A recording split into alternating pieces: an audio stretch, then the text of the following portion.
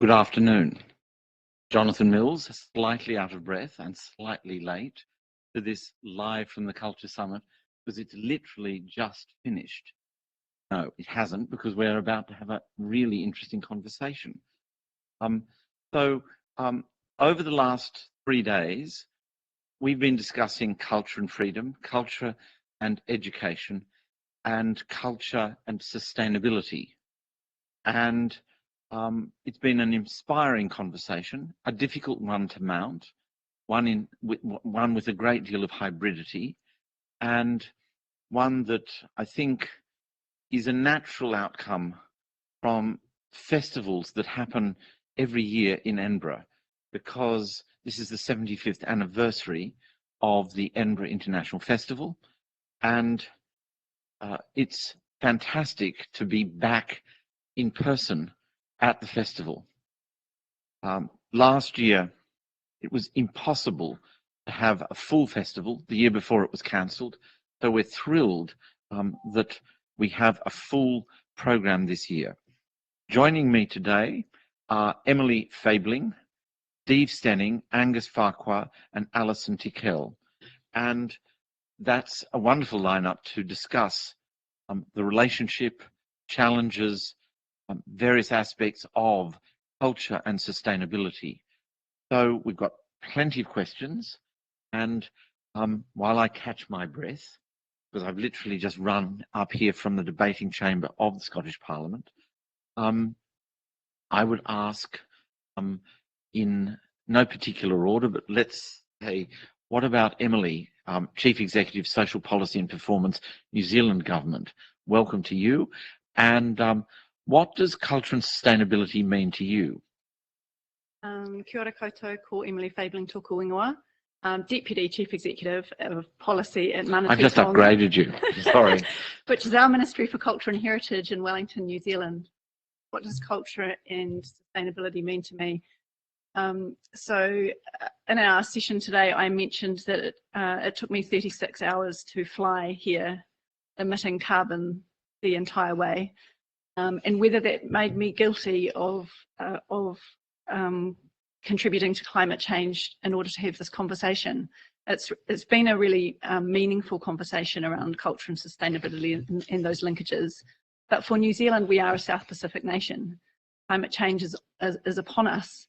And some of the sessions today were the connection between the artists who draw on our blue Pacific continent, the oceans that surround us, in their art, as well as that blue Pacific Ocean diminishing and taking away lands, cultural heritage sites, and all those kinds of things that are really important to the Indigenous people of the Pacific. So for me, culture and sustainability is inextricably linked, and even more so for the Indigenous people from the lands from which I have come a very long way from. Thank you. I'm also going to welcome Alison Tickell, Julie's Bicycle. You are renowned for making the point about the sustainability of cultural practices. Welcome, and how do you approach, what are your attitudes? Tell us a bit, tell those who don't know about Julie's Bicycle the extraordinary work you do, and welcome, Alison. Thank you so much. My name's Alison Tickell, founder of Julie's Bicycle. I'm a late middle-aged woman with blonde-ish hair, white. So what does culture and sustainability mean? Well, I find sustainability a very problematic word because it obscures so much. And I think fundamentally, I'd agree that culture and sustainability are inextricably linked. It's so much more than environmental impact. Of course, that's absolutely critical and a very core value that we start to develop practice that is commensurate with what our planet can sustain, which is not the case at the moment. But it's also something about our responsibilities to one another, to the wider world, the wider context of living beings, and our past, our present, and of course our future. So therein lies the most incredible invitation to think very deeply about what culture is, what it means to us, to really imbue it with a deep and profound sense of purpose, and to use it in a very different way. It is fundamentally a creative invitation of a quite extraordinary order, but within it is great responsibility and import. So it means a lot. And just one other thing, which perhaps might make that a little bit simpler. I do think that we're in this very difficult predicament at the moment, partly because we have sidelined culture as one of those critical, perhaps the most critical way in which we communicate and think about ourselves as human beings sharing this planet. Thank you, Alison. We've had a rich dialogue about this question, about this topic. We heard on Friday afternoon from Lemmy Bonifazio, a wonderful Samoan artist. He doesn't want to be called a choreographer because he says in his culture there is no such thing external to his body as choreography. That he can't think of choreography as something external or extrinsic to his being, intrinsic. He shared stories, he shared experiences, and this afternoon he shared in much greater detail ideas of how he works, how he makes work, how he shares that, if you like, force. It was my privilege to commission him at the Edinburgh Festival in an extraordinary work that he shared with us, some aspects of it, called Birds with Sky Mirrors, that does not really tell, I mean, to reduce it to anything like I'm about to have to, does not tell the full wonder and extraordinary impact this work has, but it's in very simple summary, the title refers to the idea that there are birds in the Pacific who see glistening across the ocean shards of videotape or plastic, thinking they are fish, dive to catch them, only to be choked by the artificial prey that they think they have caught. And the depiction of a dying bird, which is very much a ritual in his culture, is one of the most shattering, beautiful experiences I've ever had in the realm of culture. We also heard today an array of other speakers who shared with us very different perspectives. We heard from Stephen Feld, a distinguished anthropologist and ethnomusicologist who's worked for 50-odd years in Mount Besavi in the southwestern highlands of Papua New Guinea, and sharing his stories about that culture. One that he didn't describe today, but I will share with you, is how he came across a particular kind of song in this place, literally translated as weeping into water song. In Mount Besavi, there is near it, adjacent to it, there's a large waterfall. So one of the most present sounds in that environment is of falling water. And what Steve suggested, of course, was that this weeping into water song is not so much a kind of lament for water, not at all, but a physical evocation of falling water, kind of embodiment of it. So the weeping into water songs are simply the extension of the kind of singing you do when you live near a waterfall.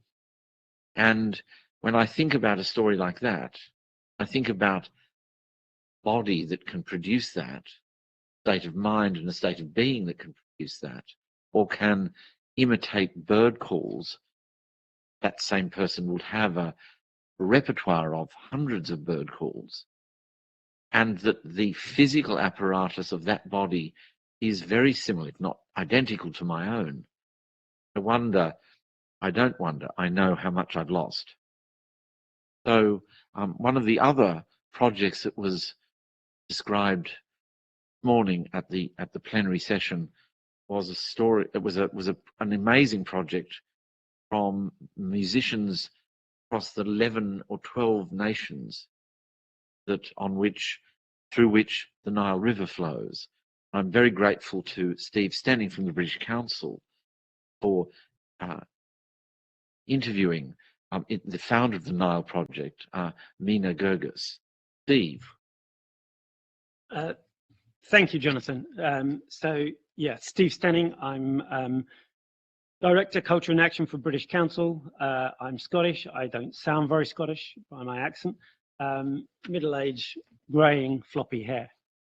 So, yes, it was actually great to be part of sharing that about the Nile Project. The Nile Project was something fundamentally that was about getting musicians together, musicians from the different countries who share the waters of the Nile, in order to allow people to look at things that were about sustainability in a different way.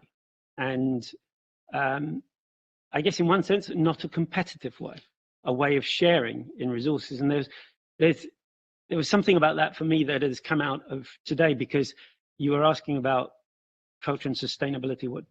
I guess coming into this, for me, it was something of the day job, in that a lot of what I spend my time what my job tends to mean is it's about creative economy, it's about heritage, it's about the importance of arts and culture.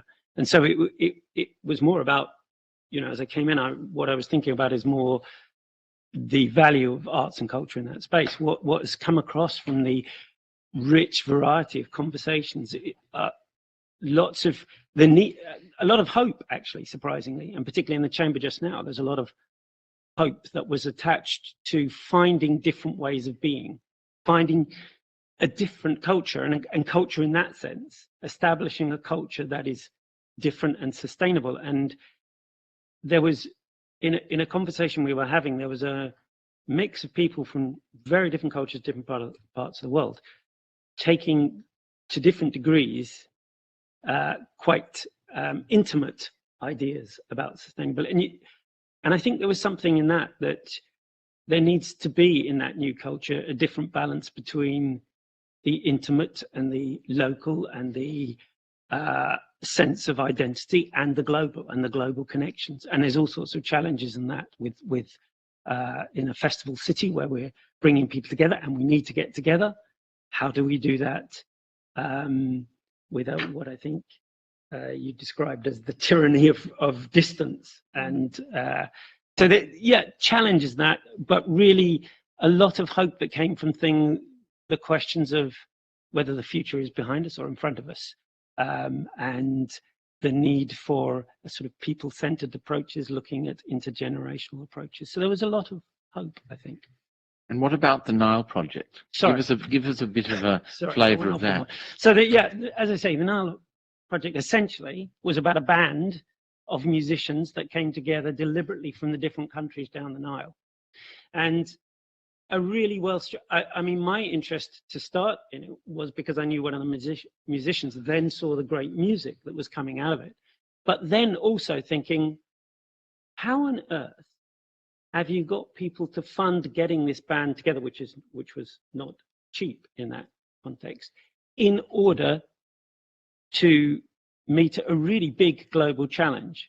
And then you started to see the structure of that unfold. So they were deliberately doing those concerts, which had a lot of young people coming into them. At the same time, they were targeting universities down the Nile that had water management programs. And so there was an informational part to it alongside, with the music running alongside that. And then what was happening through that sort of combination is you were getting the younger generation particularly to look at how we shared in this, and not to look at it necessarily from their own national interest or the national interest imposed on them, but rather the collective. And I think there was, Mina obviously was much better placed to, having followed the whole journey of that. But one thing that sort of really struck me looking at it from the outside was it wasn't just that sort of using music or art to initially engage people and then hope good things happen because of it. It was sort of structured in to change. There was a it was deliberate, it wasn't accidental. And the water expert, so I'm sure he's not called a water expert, I'm sure there's official title. Hydrologist. Hydrologist, there we go, who probably knew more about the Nile than just about anybody. He apparently went into the meetings with the Swiss development agencies, and it was him saying, look, if we're going to do anything, it is going to need a more holistic view of this thing. I can see that you might be able to do that through this music project, because you certainly ain't going to do it through country by country discussions. So I think there's something interesting there as well. Thank you. Welcome, Angus. Hello, Jonathan. How does Dandelion Arts, approximate arts, approach this question? You've been making environmentally based, inspired art and large and small scale environmental work for dozens of years now. I was proud to work with you at the Edinburgh Festival on a couple of small scale projects that we did all over Arthur's Seat. Remember that, the speed of light. Welcome. And how do you approach this question?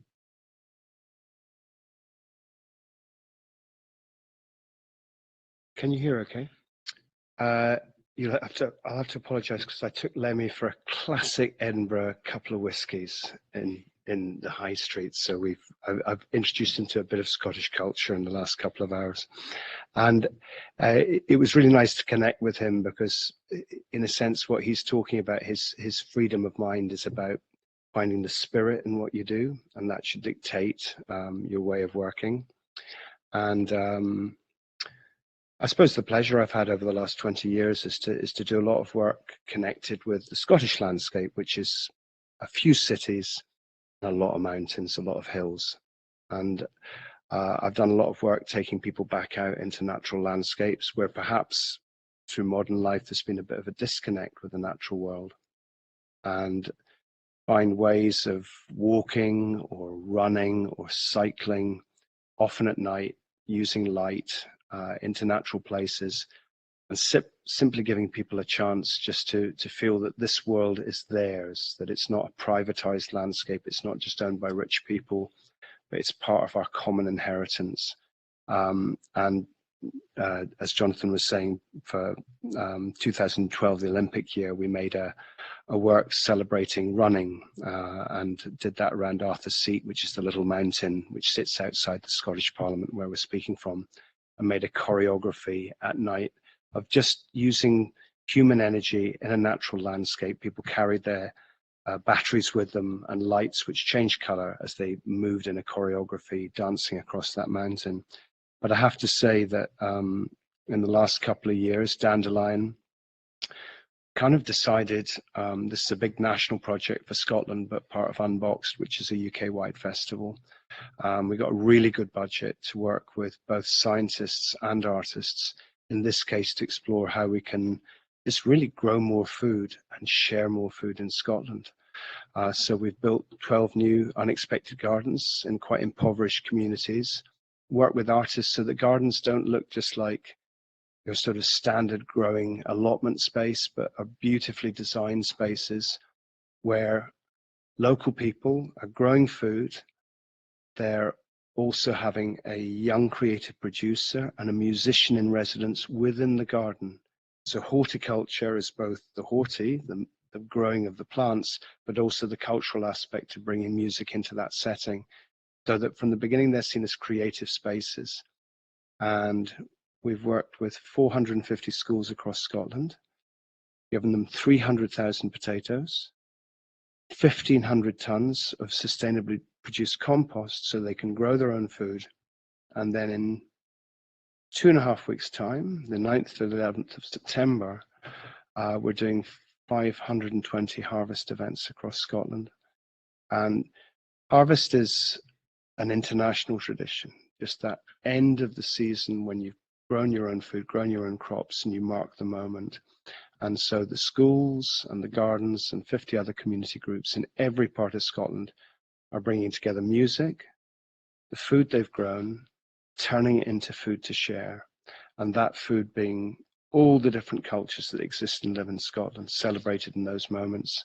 And we're taking that time, hopefully what will become an annual festival, simply to celebrate what you can grow yourself. A lot of the talk today, it was really interesting in our session. We had people from Nigeria, Ukraine, Sudan. These are people who are facing huge existential problems where what is going on in climate terms or in geopolitics is directly leading to death. You can't really, as an artist, speak back to that with any truth because their reality is so tough just now. What can you say that makes any difference? So it of course is, all you can do is bear witness to what other people are going through, and the systematic changes in the world that are required to even on the smallest level improve life quality for people living in those situations is way beyond what you can bring. So all you can do, I think, like Lemmy said, is speak to your truth and speak to a universal truth of what you can do where you are. So I'm in a very privileged situation living in Scotland, and here, where we don't face the same problems of deep poverty, really, really deep, inured poverty, and of course war, is use our time left on earth, use our time as artists to try and do something useful. And so for me, putting together the culture of growing food, one of the few things that you can do positively, as opposed to the reducing your air miles. Yeah. It's not about reduction, it's something that is just positive, joyful sharing. And that is what Dandelion is sort of based on, is that principle. It's something we can do positively as communities. So that's what we're doing, and that's what we're aiming for. Great. So we've got lots of questions for you. Let me start. Got a list in front of me, and why don't I read out some of them as a job lot, as it were, and let's see which ones we will tackle first, because they're quite different.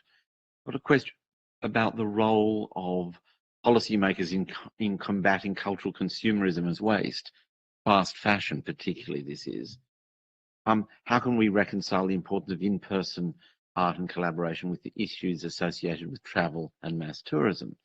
Another question about how has the language used to describe the climate agenda changed? Have we seen the word crisis developed into emergency? Has this escalation affected the way you think and work? How can we respect gathering and community, including natural habitats, when we think of regeneration and sustainable production? And how can organisations, public and private, collaborate, create a joined-up approach to building a sustainable future? Alison, which one of those would you like to address? Ouch! Ouch! I mean, there's so much there, isn't there? Yeah. I think they're all so connected, Jonathan. I'd quite like to. That's why I read them out as one thing. Yeah. In a way, rather than tackling them, because they are so interconnected. So do your best. They really are. I suppose I would. So I think the questions are very linked, but also there are some very specific asks there. I think one of the things that I would frame any kind of response to a set of questions that are as diverse as that is that there isn't any sort of sense of binariness around climate action, whatever we call it, climate action. There were some comments there on language, actually, which is very important. Crisis to the joy that Angus was talking about. My overarching response to all of those questions is fundamentally that what we've got, where we have at this moment, and I think everybody said a little bit about this, that the situation that we're in at the moment is both fast and slow. It's urgent and it's gentle. It's this opportunity, and it's actually more than opportunity. It's an imperative to look, as Angus was saying, very deeply into this issue, to find ways in which we can, as individuals, orient around a truth, absolutely, and there's a huge amount of rejuvenating what we actually fundamentally know are both our personal but also our common truths at the moment. and find ways of empowering yourself and those around you, actually. And they are, I think that they do include things like reducing our impact. Actually, I think that's absolutely fundamental. And it's not just carbon emissions, but right around us. It's at the heart of consumerism. It's this absolutely absurd idea that we are going to create a unified sense of self and relationship to others through consumption. And it's this terrible lie that has been at the heart of our economy for far too long.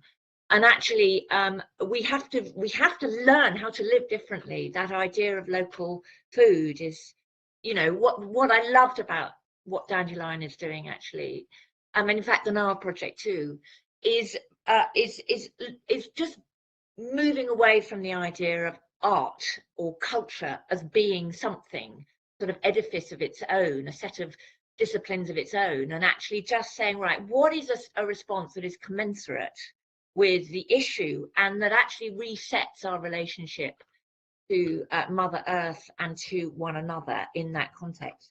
So I think everything matters. I really do. I think every decision that we make, that we have choices. It's really important that we make them, that we understand the scale of the issue. We act really responsibly, but we also start thinking about this and make really clear choices about our language, really, really important, about our practice, but also about really forefronting our purpose. Because it's a system failure, and it's therefore it requires nothing less than a system reset. And just listening to all of what everybody has said, I think that people are so ready for that challenge, and culture finally, and it's taken a while, but culture in a really kind of a critical mass of culture is overwhelmingly moving into a different relationship to Mother Earth and one another. So it's that's incredibly vague, but the number of questions there, I have to have a vague response back, I suppose. No, that was wonderful. I'm going to bring Emily in now, please. And I'm not wanting you to just do the government response, and I'm sure you won't be. I have a heart as well, Jonathan. I'm not. No, that's not what I meant. I meant be yourself. Thank you. I was going to draw on the last question, which I think you referred to community-led or community involvement. One of the sessions I was at today, we talked about community-led, we talked about local, and someone used hyper-local. I haven't heard that term before. Maybe it's because New Zealand is so small, we're kind of hyper-local anyway. But that real intense engagement with your neighbours, the people around you, the people that you engage with on a daily basis, seems to be our hopeful, to draw on Stephen's reflections, that hopeful way out of a crisis/emergency. And I'm probably not going to touch on that question. But I think from New Zealand's perspective, there's been that hyper-local response to a lot of things. The Christchurch earthquakes in 2011 really meant that communities in Christchurch really had to come together and be neighbours and be communities and support each other through that. There were art installations, there were communities coming together and singing and performing and letting out their stories of how they experienced those earthquakes. And that was a real mental health and well-being solution, a hopeful solution in that space as well, through that crisis or emergency. Then Christchurch was hit again in 2019, just before COVID, with the mosque attacks. And that was hugely damaging for New Zealand as a country and what we thought our culture was, and definitely what we thought our culture wasn't. And again, that hyper-local, that really close-knit response to wrapping your arms around each other and supporting each other through your art forms or your communication with each other was a way out. And we've kind of stuck with that approach all the way through COVID as well, the hyperlocal response. And I think that's what comes through in New Zealand's response to climate change as well, and climate adaptation. we're having to do that already, and we're having to do that in very kind of tight or minuscule kind of ways and places. There are communities, iwi Māori, which is the Māori tribal communities, who are losing burial grounds, old burial grounds on the coast, because the waves are starting to wash them away. And that's they're losing treasures. A lot of oral history is the aging population. One of our greatest fears during COVID was that those older generations of Māori would be the most vulnerable in the pandemic. And what could we do to wrap around them and support them in sharing their culture and their stories and their art forms? And again, it was that local wraparound response. Sorry, I'm waving my arms around, and I know that people can't see me, but that's what I do. The wraparound response and that super local, what the individual needed, what their whānau family needed, right the way through to the community. You mentioned Christchurch. I think it's very interesting to expand on that. One of the people that we've been working with at the summit for a couple of years now is an extraordinary Indian architect called Rahul Malhotra. Rahul proposes something really quite provocative to urban planners and architects. How light is your city? And he doesn't mean how lightweight the construction materials are. He means literally what quality of lightness does a city have? And do we have to have heavy cities, cities that are impermanent? So cities that are permanent, I'm sorry, that are impenetrable, big buildings that are very heavy and earthbound in their weight and their mass. He gives an example, quite provocative one in environmental terms, of a city that exists for about a month every 3 or 4 years, somewhere on the banks of the Ganges. It moves, its location moves, and has approximately 30 million people in it. Just slightly larger than Tokyo, every 3 or 4 years, as part of the Kumbh Mela festival of the Hindu rituals and religion in India. Why is that not a city, he asks? How do we deal with it? What are the basic things that we need to do to sustain that place in terms of sewerage and so forth? Because 30 million people can make quite a mess. But more than that, I think his metaphor, quite practical one, in fact, for what a city can be. He describes the use of sports facilities in India, a cricket-mad country, certainly not like Scotland, but certainly like England and Australia, where I'm from. But the use of those open grounds completely transformed in every other part of the year except for the cricket season. So, do we need to improvise our cities more? Do we need them to be much more, modular and mobile? Angus? I think, I mean, the artistic imagination brought into city is always a question of using the bits that are currently unused. And often, especially if you get into poorer areas, there's just patches of kind of like rough land and wasteland.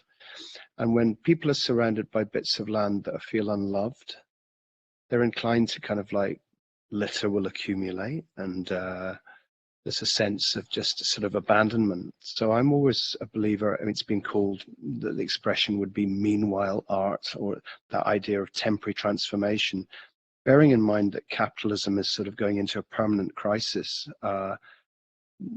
Capitalism has often said, keep this bit of land because in 10 years' time we'll build a supermarket, or we might need it for this, or we might need it for that. And now some of those more illusory promises are beginning to recede. You might as well say, well, what can we do with it in the present? And that often means local authorities getting out of the way and making it easy for people to do things creatively and imaginatively with those bits of local land. So I'm a big believer that you just kind of, this is the hyper-local expression, is just kind of get bureaucracy out the way and let people be themselves. And there's no doubt that in that bigger questions that have been asked within your longer list is the only way we get through this is if we feel connected to each other. You have to feel part of something, and that can happen in many small ways. But I think anything that seeds the sense that you're not in it alone, that you can do a little thing so that when you don't make that flight or you do this local action, it's actually part of something bigger than yourself. That's what we strive for. And we know from the sort of Trumpian mentality, it's the individual versus the world. It's the individual versus the state. We know from COVID deniers, it's the state trying to take away my right not to inject myself. It's my right to infect other people if I want. That sense of deep selfishness is what we're striving against, the sense of a society and a world that is worth believing in. And that connection back to the natural world and the connection back to seeing that there is a world worth saving is the sort of collective spirit that I hope the Cultural Summit is really moving towards. So just picking up on something you just said, you're an extremely persuasive person, Angus. I know that from personal experience. So how would you, and I'm going to bring you in on this, Alison, as well, how do you persuade local government? How do you persuade bureaucracy to become flexible? Because I agree with you, and I'm not sure it's entirely an issue of capitalism or other forms of ideology or government or you know, communist capitalism, socialism, or any of that. I think it's actually even more fundamental. There is bureaucracy everywhere. How do you actually speak truth to that, Alison and Angus? Angus, do you want to start, or shall I? I think I'm a bureaucrat. Convince me. Well, no, I think that the truth is that as we see with governments, with local councils, with any form of bureaucracies, they're just made up out of individuals. Sometimes institutions are self-protecting, and unfortunately in the last probably 30, 40 years, they've become increasingly risk averse. And risk is the idea that if someone does something that's slightly out of line, it could end up being a bad result for the institution. They could be sued, they could be judged, and therefore there's a sort of tendency to go towards mediocre solutions because they reduce the risk for the institution. As an outsider, what you try and do is look for the kind of gaps in the chain, and the gaps in the chain are where just individuals within an organization are just willing to take a punt, and they're willing to sort of break the rules slightly or bend them and make things happen that then often end up as best practice and become the pilots for change.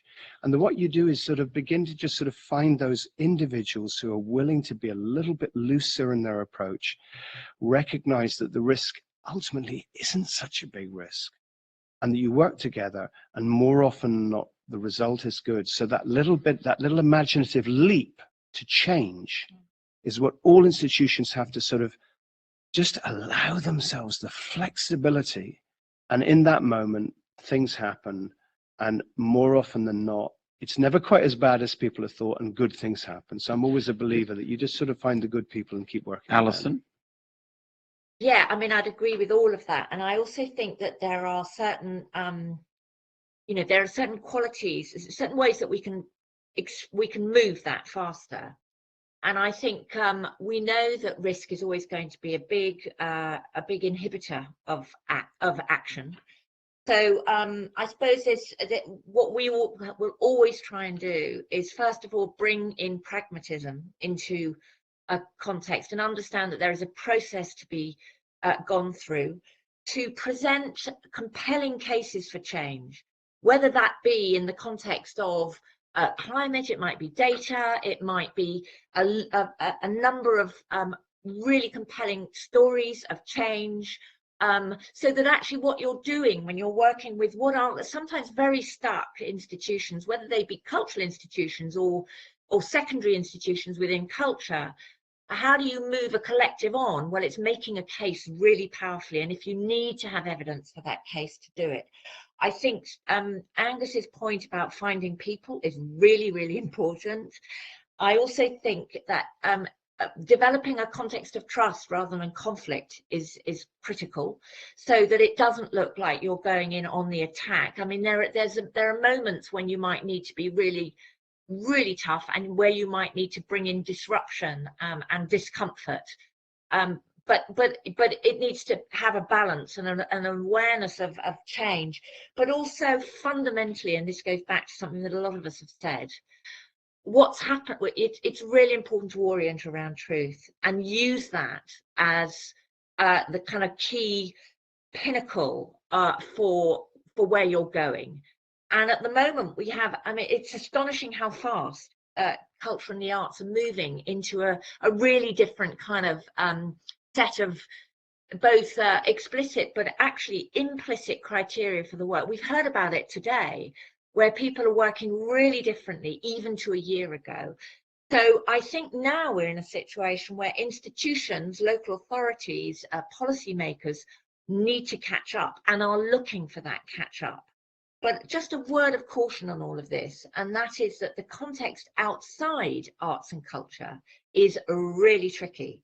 And it's not, you know, if you look at some of the stories that we've had today, where there are existential threats to lives, to livelihoods, where climate impacts are absolutely horrendous. We're seeing terrible scenes from Pakistan, and where politics, geopolitics are really difficult. I think this is a moment where we need to really work with whatever that agency might be to change the narrative, because culture is now in a position of huge moral responsibility to go in there and to interrupt some of the prevailing narratives, and use wherever that energy is coming from, which is not linear.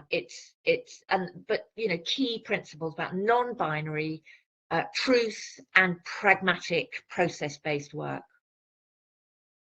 Steve.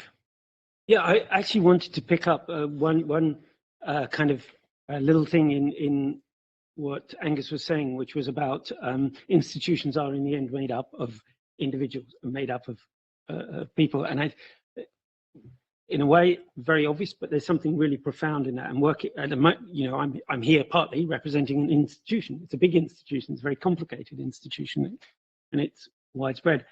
I think, as you said, Jonathan, there are bureaucracies all over the place. I've been kind of privileged to work in lots of different places in the world with different forms of bureaucracy. One thing that I think could change, could bring about change, is just that, is just the sense that in the end, it's about individuals and what individuals do. Because I think sometimes, particularly in European countries, particularly in this country, there's a love of systems because they protect institutions, and you create a system, and the system was probably created in the first place in order to make things work and make things work efficient. But the system very quickly takes over, and you forget that actually what could guide most interactions is your humanity, and humanity is important. So as Angus was saying, that's a way of reaching and changing things through having very human interactions in it. But I think it is also important to start privileging the sort of humanity in the way institutions work. And it was, for me, one of the big learning things of going and working somewhere like Egypt, where in the end, most things are about negotiation and human interaction. And there's not a real belief that systems do anything. There's an understanding that people do. And I was feeling a bit guilty earlier through saying hope.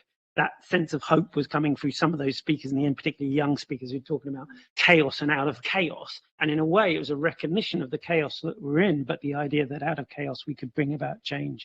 And I think Alison put it beautifully when she said it is fast and it is slow. There is, you know, the real life-threatening things that are going on that we I don't think are undermining, but we mustn't forget when we think about the smaller things we can do and obvious changes we can start to make, and those changes do matter, So it's, I guess with that list of questions, there's something there about sort of appropriate accountability. I think somebody in an earlier session called it where you're looking at the appropriate accountable response to the situation you're in.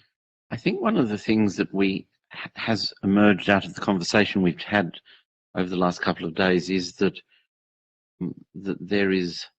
this is not a transactionary, as you said, Alison, not a binary set of relationships. It's not also not a set of facts. It's a narrative, not extrinsic but intrinsic.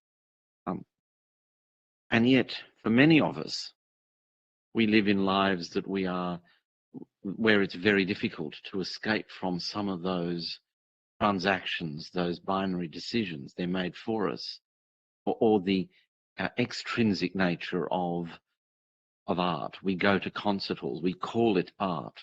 It's external to us. So how do we navigate into a different space? What can we do to kind of move to a more intrinsic relationship with culture?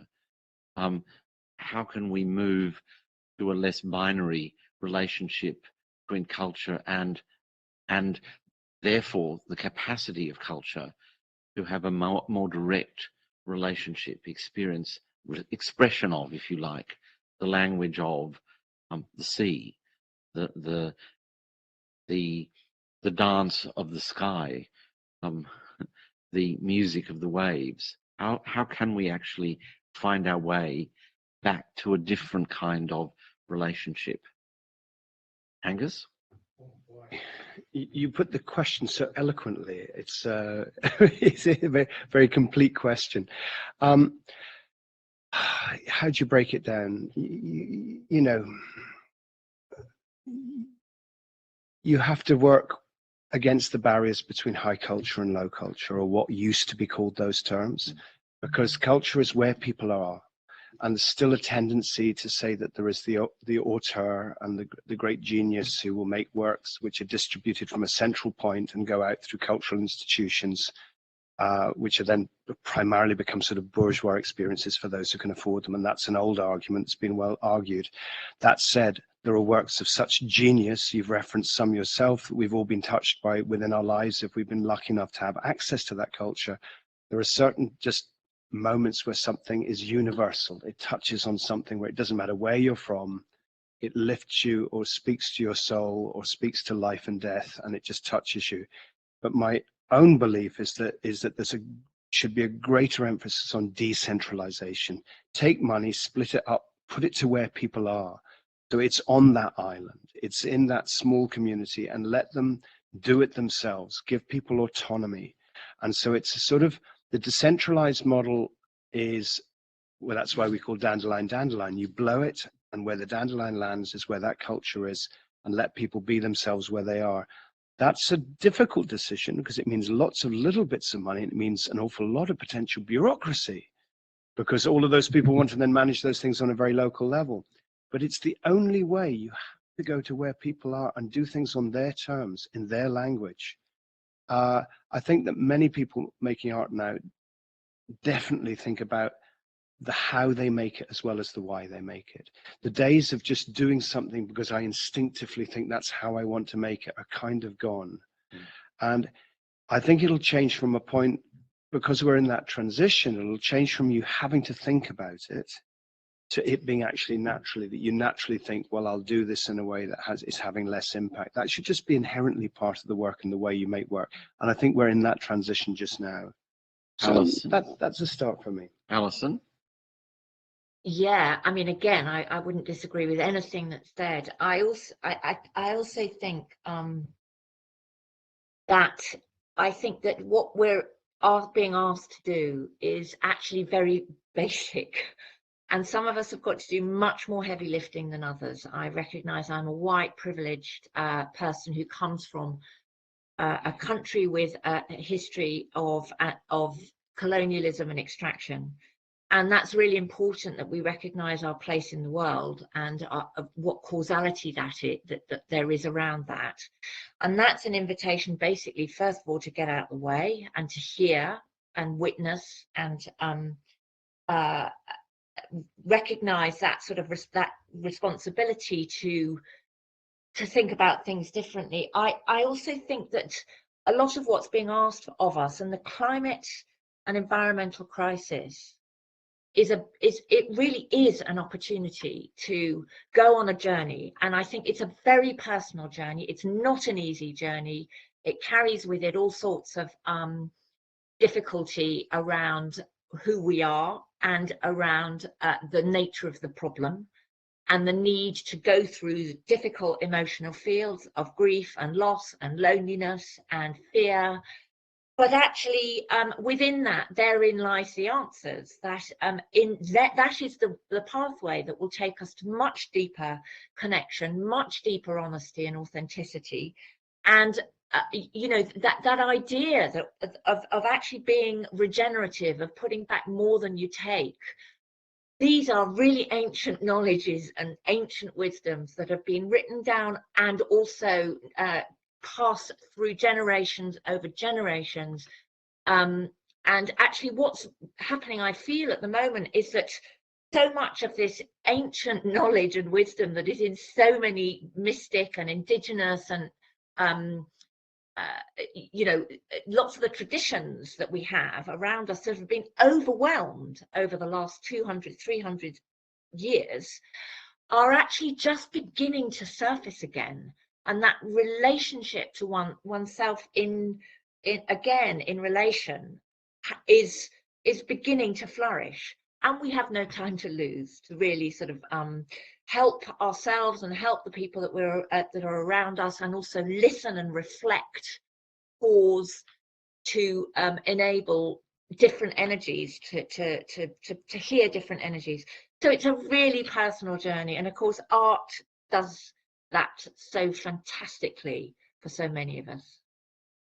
I'm not going to change the subject, but I'm going to just ask Emily and Steve to come in on this. But I'm going to ask them another question as well. I want to hear what you've had to say about that, but also I think it's important that we hear how governments and how large organisations like the British Council, in addition to everything we've just heard, and I agree with what Alison said, how we are dealing with some of the specific challenges associated with travel and mass tourism. Emily. Can I go back to the first conversation Please, first, yes, and course, then move into the travel and tourism? So I can't remember her name in our session. She's an associate professor from King Abdulaziz University. Yeah. And she talked about active listening. So art and culture not always being the distributor of the art and the performing art, but actually the actively listening to someone else's experience, life experience, or cultural thing. In New Zealand would say taonga, treasure that they want to share with you. That active listening and taking that time, slowing down to listen and hear. And I think that's where Alison was coming from a little bit, in terms of these. We've probably the solutions for many of the parts of this problem, crisis, emergency, are out there already, are known, have been known for a long time. And it struck me in that particular session earlier today about the slowing down and actively listening, which is hard to do, even in a big bureaucracy or a smaller bureaucracy. You're always working at pace to try and find the solution and solve the next problem, but slowing down and actually making your policy development and your policy advice to the decision makers evidence informed and relational, and having the perspective of Māori, or having the perspective of that very small local community, and actively listening and taking on board those perspectives before you give the the advice and the decisions are made. Often those decisions won't be made without, again, going back to the people that you've been listening to, because that's how I think you get that trust. For me, it boils down to trust in solving the problems that we're all facing. Travel and tourism. New Zealand, during the pandemic, we lost a lot. If you come from a capitalist perspective, GDP, tourism, you know, Lord of the Rings, Hobbits, it's what New Zealand's all about. And honestly, the international tourism stopped. Domestic tourism obviously stopped as well, and I'm sure it was experienced here in Scotland and across Britain as well. Just the inaccessibility of place during the pandemic. Now our borders are opening up, and we are getting more both tourists and workers coming back to New Zealand. There is a live discussion now about how those tourists are getting to New Zealand. Plane, boat, cruise ships, even bigger emitters, but we can't shift where we are. We're a small earthquake-prone volcanic on the Pacific Rim island, kind of in the middle of nowhere, and we are having live and active debates around what we promote and what we encourage for both incoming people into New Zealand as well as outgoing New Zealanders. Yeah, so it's we don't have the answers. We were one of the first countries to adopt the 1.5% limit. We just announced our climate change adaptation plan. It has 120 actions in it, but I'm not sure whether they will solve the issue of travel, tourism.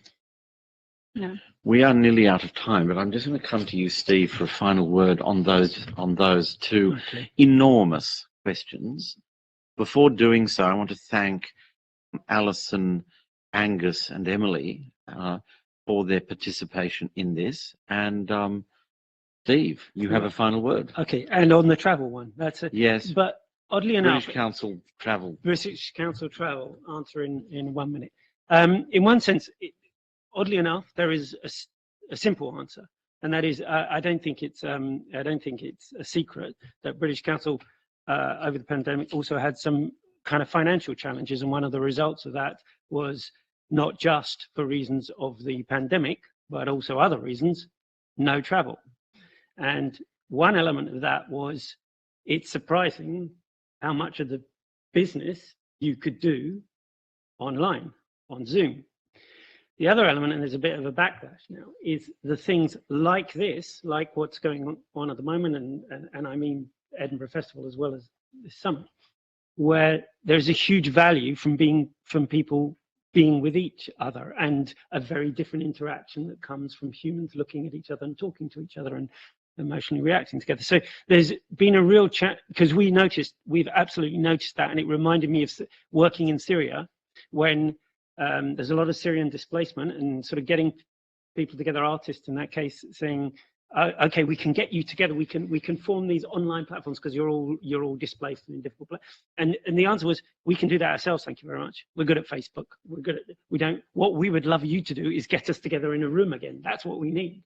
So that's the challenge. The challenge, I guess, the answer quickly, then I'm being hurried, so I'll give the answer, is we've got to find that sort of sweet spot where we recognize that is a time to bring people together, that you don't need to. And there was a brilliant young rapporteur in our session. She summed everything up at the end. And one thing, she sort of challenged the older voices, which was most of us in the room, about dismissing digital, that actually there are advantages with it. It's not the answer, but there is ways of including through digital that you probably haven't yet properly explored, and could be a bit of the answer. Sadly, because we could go on for another hour or two, that's our time. I apologize for being slightly late, because the summit was working overtime. And it's been thrilling to be in the company of Emily Fabling, Steve Stenning, Angus Farquhar and Alison Tickell. Thank you for your contributions this afternoon and at the summit. This is live from the Edinburgh International Culture Summit, saying goodbye, Jonathan Mills at the Scottish Parliament.